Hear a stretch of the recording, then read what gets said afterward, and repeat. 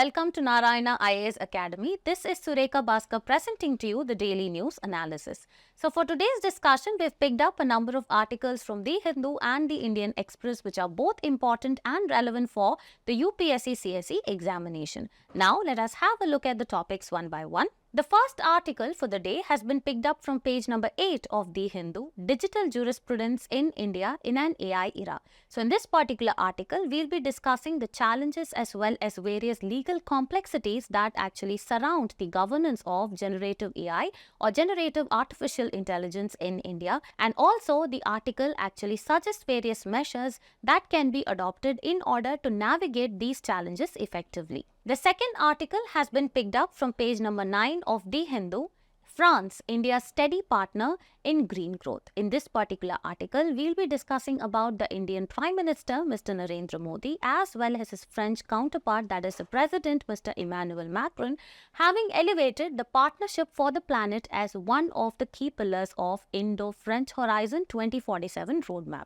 So here, it is important for us to know what this particular roadmap and what it entails, and also we'll be discussing about the growing and the stronger ties between India as well as France, particularly in sectors of green growth as well as sustainable development. The third article has been picked up from page number 9 of the Indian Express, Abhaya Mudra, the Buddhist and Hindu cultural symbols conveying the freedom from fear. In this particular article, we'll be discussing about Mr. Rahul Gandhi in his first speech as the leader of opposition in the Lok Sabha having invoked Abhaya Mudra, which is nothing but a gesture of the raised open palm, which is relevant to that of Buddhism in the Lok Sabha. And here, this actually conveys the reassurance as well as freedom of fear. So here we have to discuss about what are the types of mudras, what are mudras, and how it is actually relevant to that of Buddhism. The fourth article has been picked up from page number 13 of the Indian Express, Critical Minerals Recycling. In this particular article, we'll be discussing about how and why the central government is actually planning to introduce the PLI scheme, that is the Production Linked Incentive Scheme,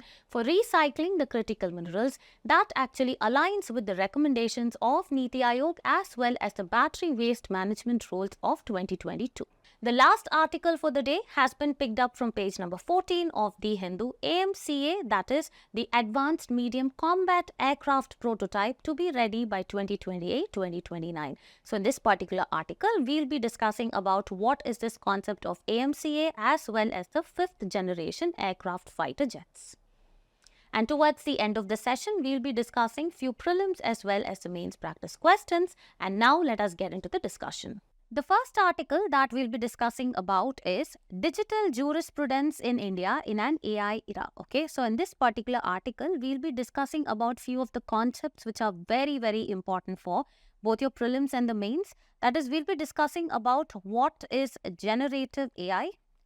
So before that, we need to understand what is artificial intelligence in itself, and then we'll be discussing about how this generative AI is different from that of this traditional AI.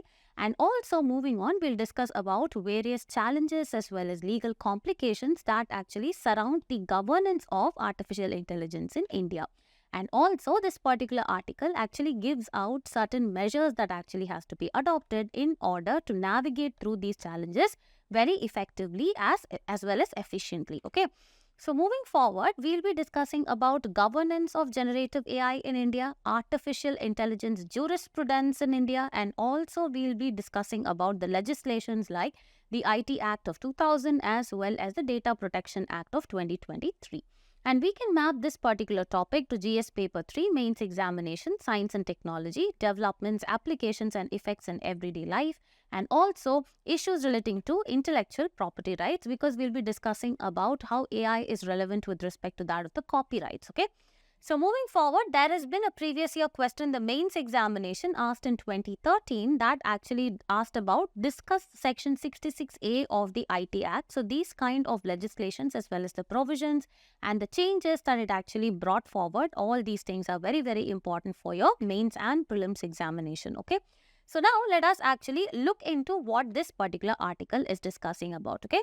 So this article discusses the challenges and the legal complications and complexities that actually surround the governance of generative AI, and it suggests several measures to navigate these challenges effectively. Okay. So for that, we need to first of all understand what is artificial intelligence. Okay. So artificial intelligence is all about pattern recognition. Okay. So now you might ask me, what is this pattern recognition? Pattern recognition is nothing but if there is a system, okay, this is a computer. Here what happens, there is vast amount of data which is actually fed into this particular system, and the system is able to understand and recognize the patterns using various tools, and these tools can be either machine learning or it can be neural links, etc., in order to understand and recognize the patterns, and according to which it will actually give me an output. Okay, so this is actually called as artificial intelligence. Now this is actually classified or categorized into two. One is actually traditional AI, and the next is your generative AI. So what do you mean by generative AI? That is, vast amount of data is actually fed into the system. It actually recognizes the pattern based on this data. And I, as a user, if I give it a prompt, or if I ask ChatGPT, create a tabular column on what is the difference between generative and traditional AI, based on the data that is actually fed into it, it gives me the output. Okay. So it generates a new set of information from the already existing information that I had already given, okay, by the prompt. And this prompt or the rules that I actually give is called as the algorithm. It reads it and gives me a totally different set of information. It actually, there are innovative points that are given. It actually generates different images. So this is why it is called as generative AI. And how it is different from traditional AI? Traditional AI actually uses an already pre-fed or a predetermined set of rules that are already given to it. Okay. So even if I actually give a prompt, based on that only, it actually gives me the output. So this is what is artificial intelligence, and two different types of artificial intelligence. Now let us understand generative AI, because it is actually talking about the complexities or the governance complexities surrounding this generative AI. Okay. So generative AI or the generative artificial intelligence involves the AI systems that automatically create the text. They can create images, audio as well as video content. And unlike traditional AI, which focuses on pattern recognition and predictions, generative AI produces its own content. And these systems are trained on vast data sets and use machine learning in order to understand and replicate the patterns in human-generated content. So this is easily understandable. Now examples is your ChatGPT, which is actually developed by OpenAI, as well as Bard. This is also one such application. And also Bard. This is also similar to that of ChatGPT, and this has been created by Google. Now let us understand what are the legal complexities surrounding the governance of generative AI. Okay. So the first one is safe harbor and liability fixation. So what does this mean? This particular provision of safe harbor and liability fixation is actually under section 79 of the IT rules 2000. Okay. So according to this, what does it say is that if I am a person that is a user, if I am using Instagram or any kind of other social media platforms like Facebook, etc., and if I'm posting any sensitive information either with respect to that of the government policies or with respect to that of religion, etc., this particular safe harbor protects the internet intermediary, that is the Facebook, that is the social media platform, from taking the accountability of such content. Okay, so that is what it says. So traditionally, if you see, internet intermediaries, that is the entities that host the content created by others, have always enjoyed this safe harbor protection. Okay, and this safe harbor protection is actually under, as prescribed under Section 79 of the IT Act. It is the legal immunity that the online intermediaries like Facebook and Amazon, Flipkart, etc., they enjoy against the content posted by their users on their platforms. So traditionally, they have actually enjoyed this leverage. Okay. So these protections eventually shield them from the liability for the user-generated content as long as they meet certain due diligence requirements. For example, I can use ChatGPT and create a very sensitive information, and I can post on Twitter, for which Twitter is not responsible. Okay, so they are actually under this safe harbor protection. And here it is actually saying this has also been upheld by the Supreme Court in the landmark Shreya Singhal judgment, which upheld the Section 79 of the IT Act, reinforcing these protections. The next one, now let us see what is the challenge. So we've actually discussed about what is the safe harbor, we've discussed the background, and now moving to the challenge, let's see what it is. So applying safe harbor principles to generative AI tools is very complex because it is not the generative AI which is giving you a very sensitive information. Depending on the prompt that I am giving or the command that I give to ChatGPT, it is generating the output, right? For that, ChatGPT, that is the platform itself, cannot take the responsibility or the liability is what they are saying. So, applying the safe harbor principles to GAI, that is generative AI tools, is very complex because some of them view this ChatGPT as an intermediary, similar to the search engines, okay? While others see them as a mere conduit for user prompts, that is the prompt I give, thus attracting lesser liability. So, they don't take up much of the liability. Now, here if you see the Delhi High Court's ruling in Christian Louboutin SAS versus Nakul Bajaj 2018 complicates this further. So, whatever the Delhi High Court has said has actually complicated this by stating that safe harbor applies to passive intermediaries as well, referring to entities functioning as mere conduits or passive transmitters of information. The next one, distinguishing between the user-generated and the platform-generated content also becomes very difficult, okay? So, you cannot very clearly demarcate between whether I had actually given this particular information or ChatGPT itself had actually given the information. So, distinguishing that becomes difficult. That is one more challenge. So, additionally, in June 2023, if you see, a radio host in the United States actually filed a lawsuit against this OpenAI, alleging that ChatGPT had defamed him. Okay, for example, it had either called him a fascist or a narcissist, whatever it is. And the ambiguity is classifying GAI tools whether as intermediaries, whether as conduits or active creators. So there has to be a clear demarcation in order to bring out a proper governance around it. Now, this will complicate the ability of the courts to assign the liability. So even if it goes to the court, it becomes very difficult to understand or to, place the blame on somebody, particularly in user repos. Now, this is the safe harbor and liability fixation. The next difficulty or the legal complexity is the copyright conundrum. Okay, you know that this copyright claims are usually made on the books, by different authors, etc. But when a book is actually co-authored by ChatGPT, then who actually takes the credit or the liability is again the question. So here, under Section 16 of the Indian Copyrights Act of 1957, copyright protection is only available as specified within the Act, which traditionally does not include the works generated by the AI. So, copyright you cannot claim for the books that have been written by AI or co-authored by artificial intelligence. And the 161st Parliamentary Standing Committee actually underscores that the current Copyright Act is not equipped to handle this particular AI authorship and ownership. So, what is the challenge here? The gap in copyright laws prompts the critical questions, okay, because they are actually not including this co-author that is actually done by this AI, right? So there are several questions which are actually raised by this. Should the existing copyright provisions be revised to include AI generated works? Yes. In case if so, then should there be mandatory co-authorship with the human? That is also important. See, because if you claim the authorship by ChatGPT, should it be either co-authored by human being or not? That time will you claim liability? In that case, who will actually take the liability? Whether the intermediary or the co-author or who?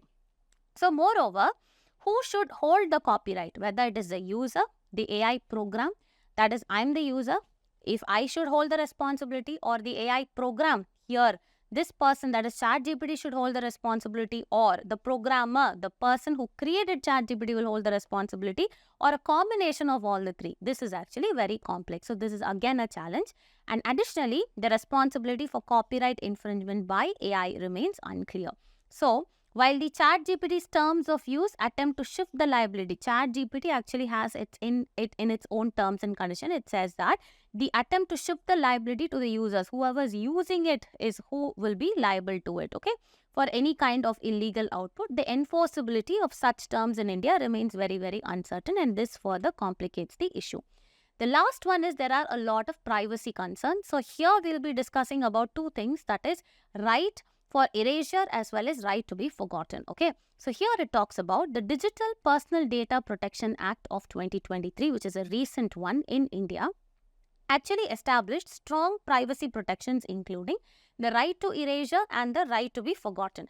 So here it is very, very simple. For example, if I'm creating my wedding invite by using my address, it is not very certain that GPT will actually forget once I unsubscribe from ChatGPT, okay? So here that is what it is actually saying. So the Digital Personal Data Protection Act in India published very, very strong privacy protections, including the right to erasure and right to be forgotten. Here, right to erasure is nothing but this particular right. It allows the individuals to request the deletion of their personal data, which is no longer necessary when they withdraw their consent. The next one is right to be forgotten. The right actually enables the individuals to request the removal of their personal data from the public access, particularly when it is no longer relevant or necessary. So if you see this in the landmark judgment in K.S. Puttaswamy judgment in 2017, the Supreme Court laid a strong foundation for the privacy jurisprudence in India. Now, what is the challenge that is associated with the same? Generative AI introduces new privacy challenges. That is, so once a GAI model is trained on a data set, for example, I train it based on my personal information or my personality or address, my location. Once I'm actually feeding into it, it cannot truly unlearn the absorbed information. And this actually raises critical concerns about how the individuals can exercise control over their personal data when it is embedded within the AI models. And also, generative AI adds layers of complexity to the already existing privacy protections, requiring more nuanced approaches to safeguard the personal information effectively. So these are the governance challenges associated. Now, what are the steps that have to be taken in order to address these legal complexities? The first one is temporary immunity. First, we need to implement a sandbox approach. What do you mean by sandbox? That is, you have to test this artificial intelligence in a very controlled environment, okay? So here it has to be tested in a controlled environment approach is required for these platforms, granting temporary immunity from the liability. And this actually allows for responsible development while identifying legal issues in order to inform future laws and regulations. That is nothing but you need to time test it and then have to be made open to public. Next one, data rights and responsibilities definitely has to be there.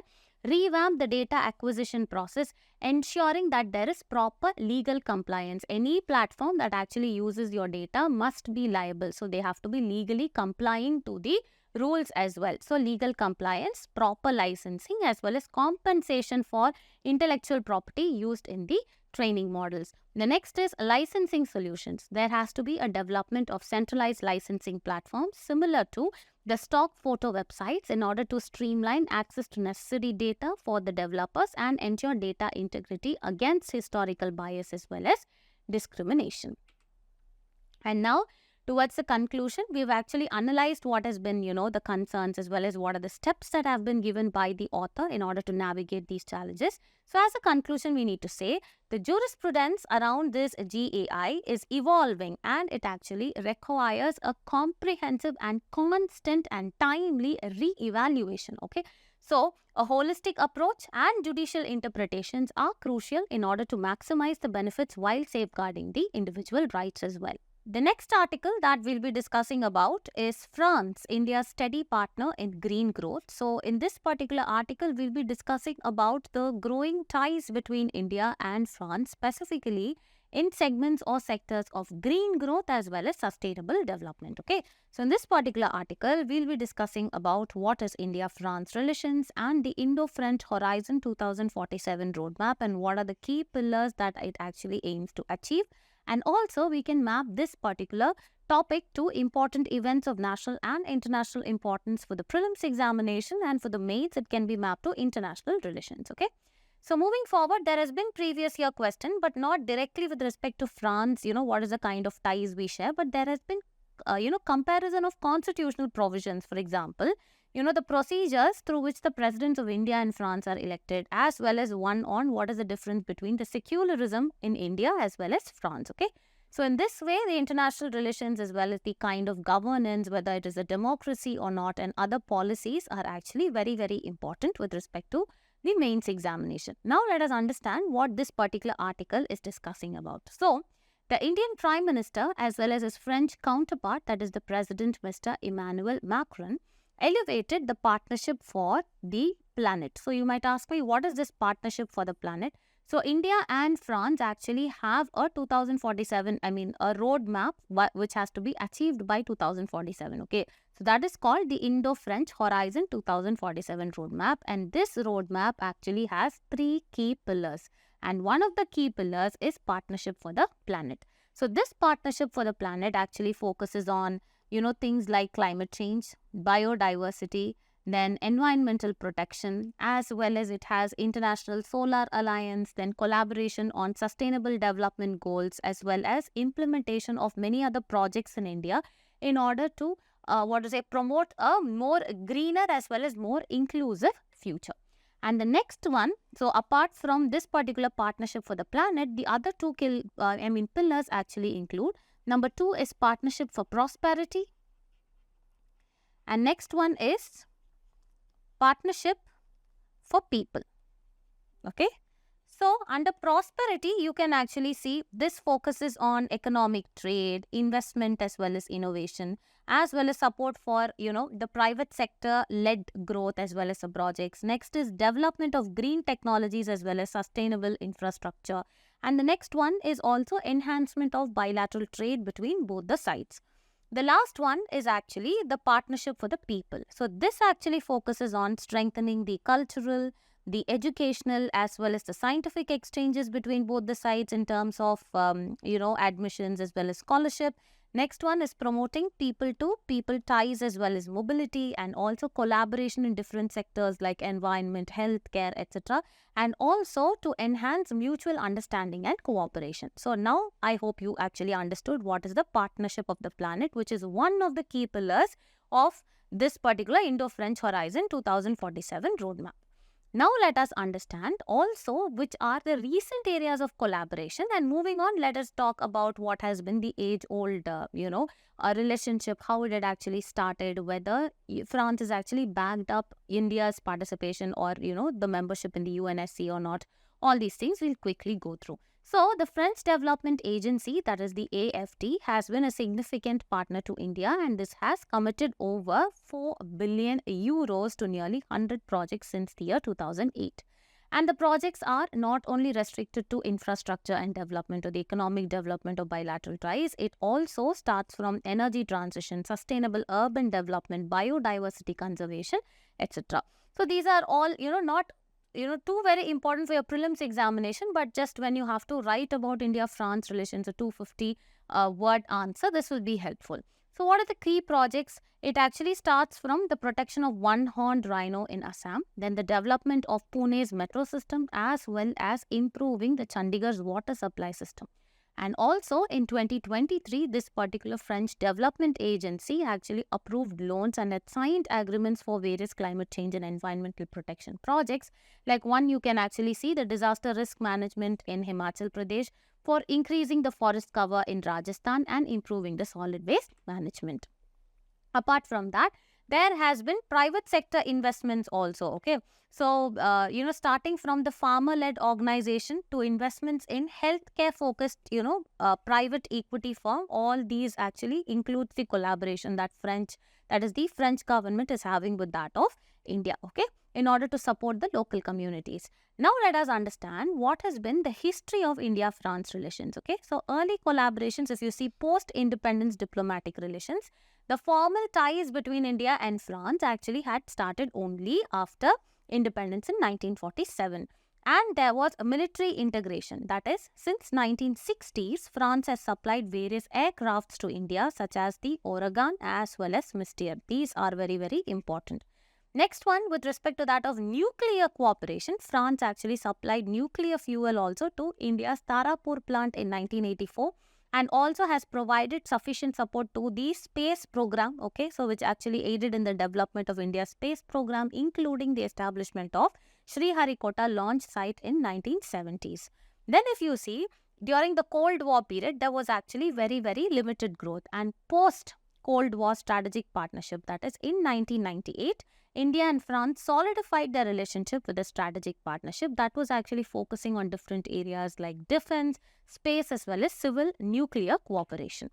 Now, moving forward, let us quickly run through what are the other areas of cooperation between India as well as France. Okay, so in everything, first one is the geopolitical cooperation. So, of course, France has actually backed India for a permanent seat in the UN Security Council. Our homework is to understand who are the members of this UNSC, what are the advantages of India getting into the UNSC, what are the reforms required for this particular organization. All these things are important. And also, France actually supported India to get inside, agreements, that is the non-proliferation agreements like the MTCR, the Westerner Agreement, as well as the Australia Group. Again, very, very important as to who are all the members, whether India is a part of it or not, what is the objective, vision, when was it established, all this is very important. And also, there are Republic Day honors because, France holds the record for the most of the invitations as chief guest for the Republic Day of India. Next one, moving to geostrategic engagement. That is, France has actually offered strategic assets and has engaged in India, France, Australia trilateral dialogue and also has actually helped in countering China's strategy over here. Okay. Next one, moving forward, with respect to defense and security, we need to know that France is a significant defense supplier to India. We saw that. And there are joint military exercises like, Varuna, Garuda as well as Shakti. Again, here it is important to know whether it is by the army or whether it is by the navy. Next one, there is actually maritime security where there is joint patrolling as well as maritime domain awareness initiatives that are over there. And also, if you see the economic ties, there have been, instances of trade peak where it actually reached to around 14 billion US dollars in 2023.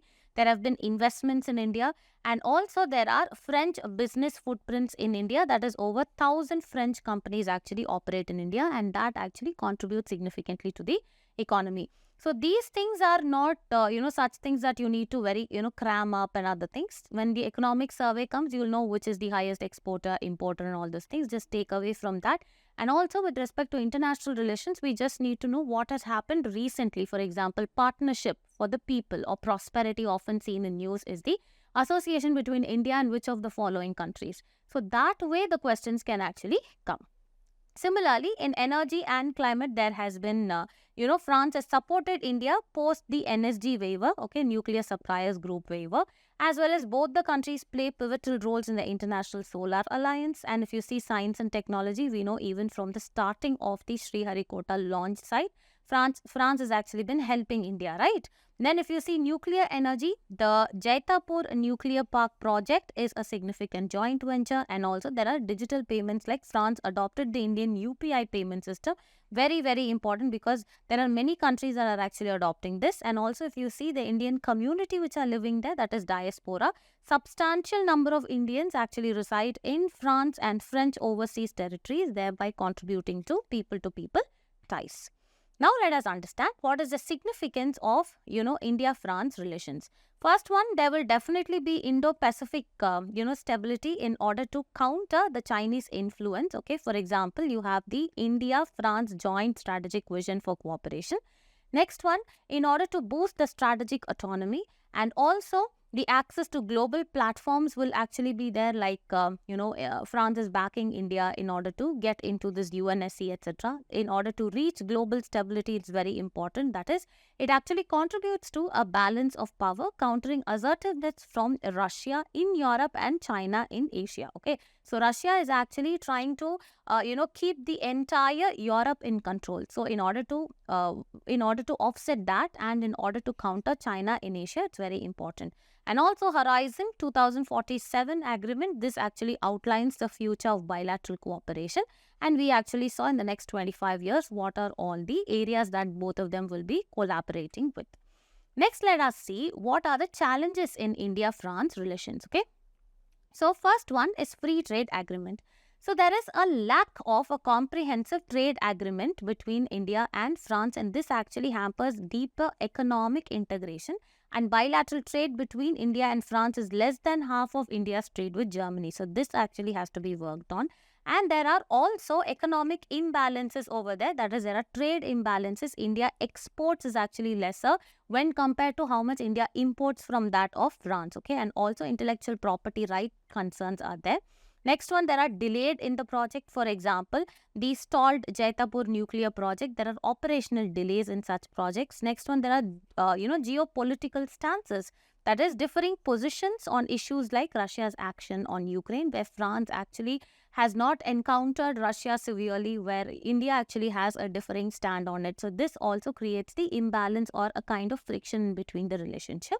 Next one is global uncertainties. Here, geopolitical tensions in the Middle East as well as the Chinese activities in the Indian Ocean add to the complexities in the relationship that both India as well as France actually share. The next article that we'll be discussing about is Abhaya Mudra, Buddhist as well as Hindu cultural symbol conveying freedom from fear. So this particular article is in news because Mr. Rahul Gandhi, in his first speech as the leader of opposition in the Lok Sabha, had actually invoked this particular mudra, that is Abhaya Mudra. So for us, it is actually important to understand what are the different types of mudras, what is their significance with respect to Buddhism, how it eventually actually was absorbed into Hinduism as well. We will all be discussing about that. So here it can actually be mapped to art and culture, and under prelims and mains it's under GS paper 1 art and culture. Okay. So moving forward, there has been previous year question that has been asked in the prelims examination with respect to that of a Bhumi Parsha Mudra. Okay. So from here it is very important to understand these different types of mudras and what do they actually signify. Okay.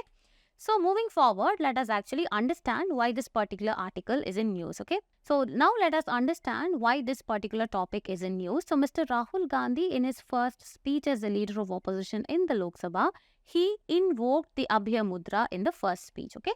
So he highlighted that this particular mudra represents confronting fear as well as never being scared of anything. Also, he linked this particular Abhaya Mudra with Lord Shiva, with Guru Nanak, with Jesus Christ, as well as mentioned it in the presence, and also mentioned its presence in Islam, Buddhism, as well as Jainism. So moving forward, now let us actually understand what is the definition and origin of mudras in Buddhism. So the term mudra in Sanskrit means it is a seal, it is a mark, or it is a sign, or it means currency. But in Buddhism, it actually refers to the hand and the arm gestures that are actually made during the ritual practices, or it is depicted in the images. And mudras actually convey different moods as well as meanings like meditation, happiness, etc., signifying the Buddha states of realization. Also, if you see, for about 500 years after the Buddha, his image was actually not depicted. Instead, the symbols like, a vacant throne or a footprint was actually used as his representation.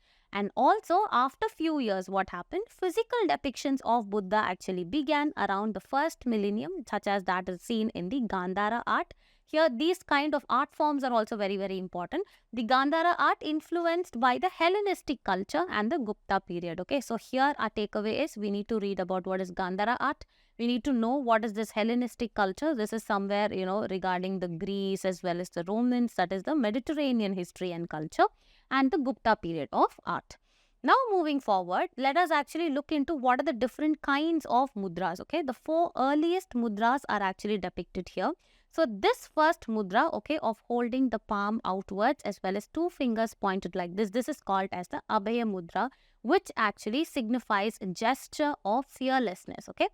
Now moving forward, if you actually see the second mudra where the fingers are actually pointed towards the earth, it is actually called as the Bhumi Parsha Mudra.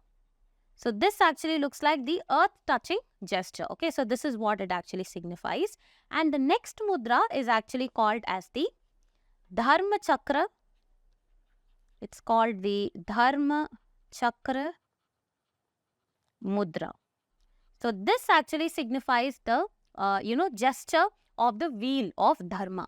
And moving on over here, so this is called as the Dharma Chakra Mudra. And the next one, if you actually see, it is called as the Dhanya Mudra, and this actually signifies meditation. So these mudras are very, very important, okay. So with the evolution of Mahayana and Vajrayana Buddhism, hundreds of mudras actually became part of the iconography of Buddhism, okay. They became a representation of Buddhism, often associated with dynamic ritual hand movements. And also, now let us understand the specifics about this particular Abhaya Mudra, since it has actually come in the news today. So, it is typically formed with the palm facing outward at the shoulder height and the fingers pointing up, okay. And the Buddhist tradition, it is associated with the Buddha immediately after attaining enlightenment, symbolizing security, symbolizing serenity as well as compassion. And it also illustrates that the Buddha's ability to grant fearlessness, as seen in the legend of Buddha calming a mad elephant with his gesture. Okay, so these are also very, very important. And it is also known as the gesture of protection, or also the gesture of granting refuge, or also given as the gesture of reassurance. Okay. Then moving forward, Abhaya Mudra in Hindu religion. When did this actually start? Is over time, the Abhaya Mudra appeared in the Hindu deities' depictions as well, and the Buddha was absorbed into the Hindu pantheon as the 9th avatar of Vishnu. So, the first mention as an avatar of Buddha actually came in the Vishnu Purana, that actually dates to around 400 to 500 CE. And the Abhaya Mudra is commonly seen in the depictions of Lord Shiva, Lord Vishnu, as well as Lord Ganesha. The next article that we'll be discussing about is critical mineral recycling. Government plans PLI scheme to boost the circular economy. So the takeaway from this particular article is we need to understand what is this production linked incentive scheme.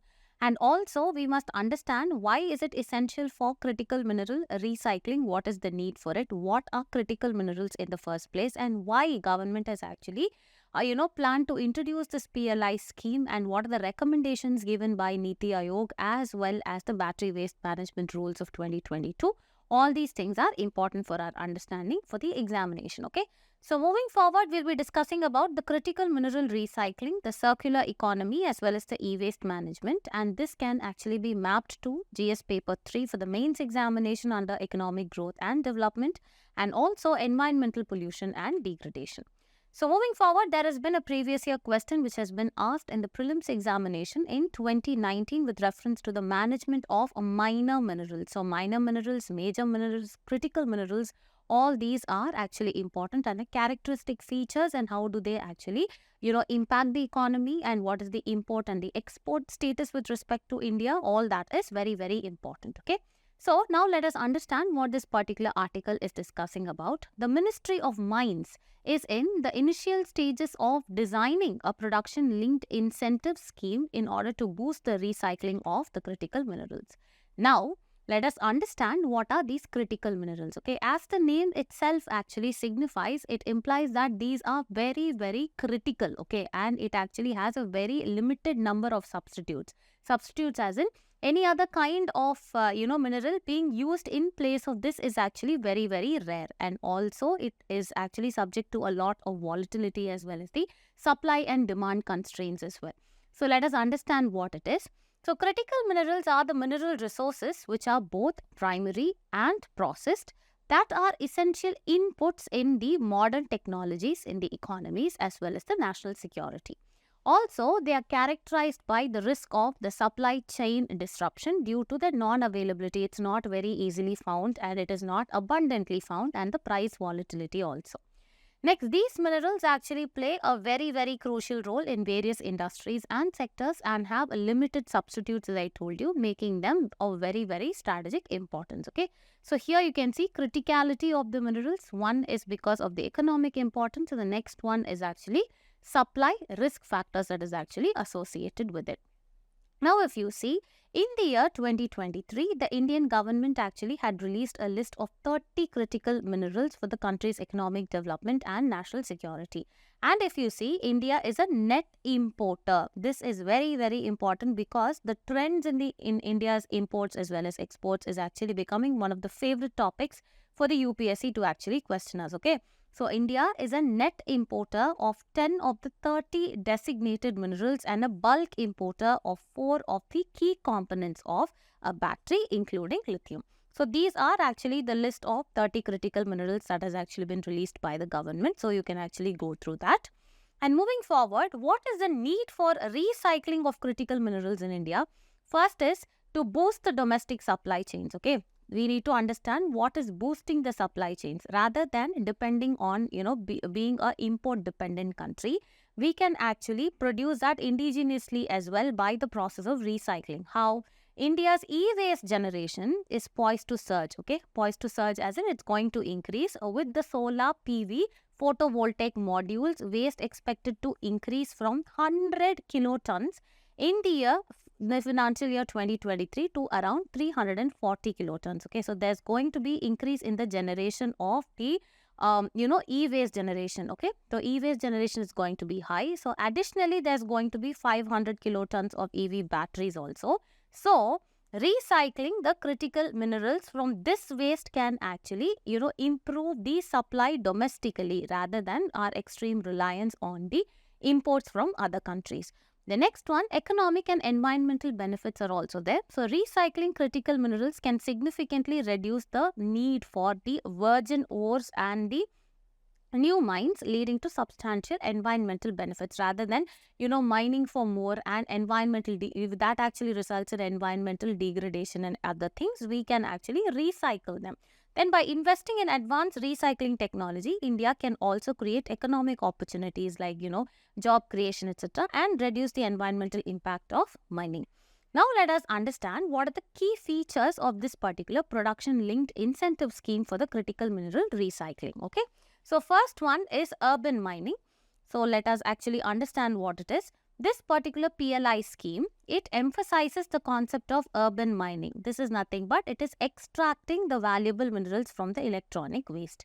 The second one is incentives for recycling critical minerals is actually provided under this particular scheme, where first let us understand what are the targeted minerals. Okay, the scheme actually focuses on recycling e-waste in order to recover the valuable minerals such as lithium, such as copper, cobalt, then graphite, chromium as well as silicon. And these minerals are essential for manufacturing the clean energy technologies like the solar panels, the wind turbines, energy storage systems and EVs, as well as for the consumer electronics. So investment promotion is actually being done here by offering financial incentives. This particular scheme aims to attract the investments in the advanced recycling technologies and infrastructure. And finally, this will actually help us in order to build a robust recycling industry in India, thereby reducing our dependency on imported items. Next one, Battery Waste Management Rules 2022. Here, the scheme also complements these particular rules which actually came into existence in 2022 that mandate the phased recycling of the used electric vehicles and lithium-ion batteries starting from 2026. The next article that we'll be discussing about is AMCA, that is Advanced Medium Combat Aircraft Prototype, that is expected to be ready by 2028-29. So here what is important for us to understand is what is this AMCA as well as what do you mean by the 5th generation fighter aircrafts. Okay, so because of late these generation kind of aircrafts, whether it's 4th generation or 4.5, whether India has 5th generation, all these things are very, very important as it has appeared in your prelims examination of late, that is in 2024 as well. So here it is important to discuss about this AMCA as well as the 5th generation fighter jet, and also this can actually be mapped to GS paper 3 mains examination, indigenization of technology. And if you see, there has been a previous year question that was asked in the year 2008. Consider the following with respect to that of a jet engine and a rocket. So right from what is a jet, what is a rocket, what kind of aviation fuel they use, and all these, their stealth capabilities, the generation they belong to, all these are important specifically for your prelims examination. Now let us understand what this particular article is discussing about. So according to the Ministry of Defence, the design of AMCA, that is Advanced Medium Combat Aircraft Prototype, is set to be ready and it is expected to be ready by 2028-2029. Now let us understand what is this particular AMCA. AMCA is nothing but it is an ambitious project by India in order to develop the all-weather 5th generation fighter jet. For this, we need to understand what is a jet. Then we'll understand what is a fighter jet. Then we'll understand what is an all-weather fighter jet, okay? And then move on what are the characteristic features of 5th generation fighter jets, okay? So, A jet is an aircraft that uses jet engines to fly. It is very simple, and these engines work by expelling the fast moving jets of air or gas, that is, it moves in front. In order to propel that, it actually uses fast moving jets of gas or air in order to move forward. And jet engines actually use the aviation fuel which is stored within the aircraft, and the oxygen that is actually required for this combustion is actually gathered from the surrounding, from the surrounding air. The next one, a fighter jet is a fast military aircraft designed for air-to-air combat, and it is equipped with advanced weapons and technology in order to, for what purpose it is used? It is to destroy the enemy aircraft. And as the name suggests, what is an all-weather fighter jet? It can operate very effectively in various weather conditions, including adverse ones like heavy rain, whether it is snow or it is foggy, and extreme temperatures as well. Now moving forward, let us understand what are the characteristic features of a fifth generation fighter jet. It is a modern, it is an advanced as well as military aircraft that incorporates the following features. The first one, it has a stealth technology. What do you mean by stealth? It is actually, it cannot be detected by the enemy radars, So, they are designed to be nearly invisible to the enemy radar and the heat sensors. The next, they have advanced avionics, that is, they use very sophisticated electronics for their navigation, for the communication as well as targeting purposes. Next is super cruise. They can actually fly at the supersonic speeds. What do you mean by supersonic speeds? The speeds that are faster than the speed of sound. So, this is what it is. And without using the extra fuel consuming afterburners. The next one is superior maneuverability. Here the engines can direct thrust in different directions that allow quick directional changes. Now moving forward, the next characteristic feature is network-centric warfare capabilities. This is nothing but they are capable of sharing data with the other units for coordinating operations.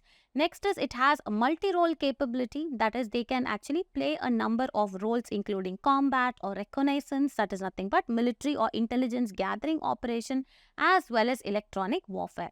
The last one is integrated weapon system is what they have, that is they actually carry with them advanced missiles and other weapons which are often within the internal base in order to maintain the stealth.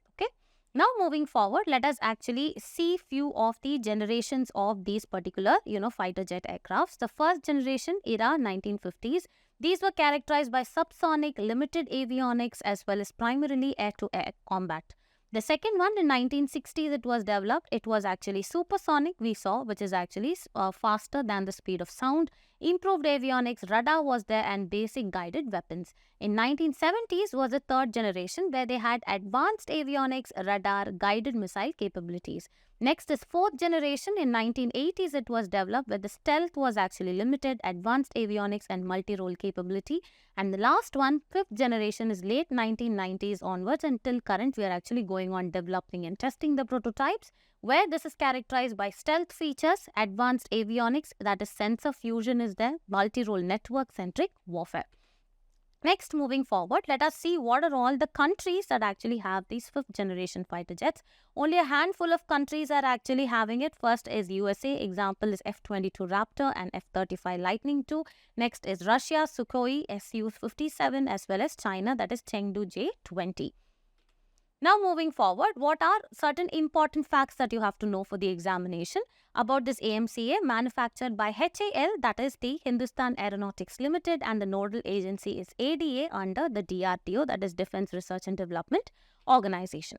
Now moving forward, this particular development of AMCA represents a significant leap in India's indigenous defense manufacturing and promises to be a game changer in the realm of aerial warfare. Now let us solve few prelims as well as mains practice questions. The first question reads, partnership for the planet, sometimes seen in news, is one of the key pillars of bilateral relations between India and USA. This is actually not correct. Russia, not correct. France, yes, this is correct. And Japan, not correct. Since the option is very direct, the correct answer will be option C. Moving on to the second question, which of the following statements regarding the Abhaya Mudra as discussed in the article are correct? The Abhaya Mudra is commonly associated with expressions of reassurance and freedom from fear across multiple religious traditions. Yes, this is correct.